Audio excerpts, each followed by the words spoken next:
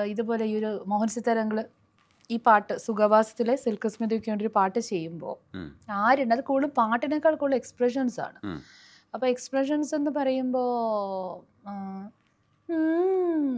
ഹാ മച്ചാ ഇങ്ങനെയാണ് ആ പാട്ട് തുടങ്ങുന്നത്. ഫസ്റ്റ് ആലോചിക്കണം, അന്ന് ഈ പാട്ട് പാടുമ്പോൾ ശരിക്കും എനിക്ക് 15 വയസ്സ് അങ്ങനെ ഒരു ഏജ്, ആ ഒരു ടൈമിലാണ് ഞാൻ അമ്മ എന്നെ സ്കൂളിൽ വന്ന് കൂട്ടിയിട്ട് യൂണിഫോമൊക്കെ ഇട്ട് തരങ്കണി സ്റ്റുഡിയോയിൽ പോയിട്ടാണ് ഞാൻ ഈ പാട്ട് പാടുന്നത്. ഇന്നും ഞാനത് ഓർക്കുന്നുണ്ട്.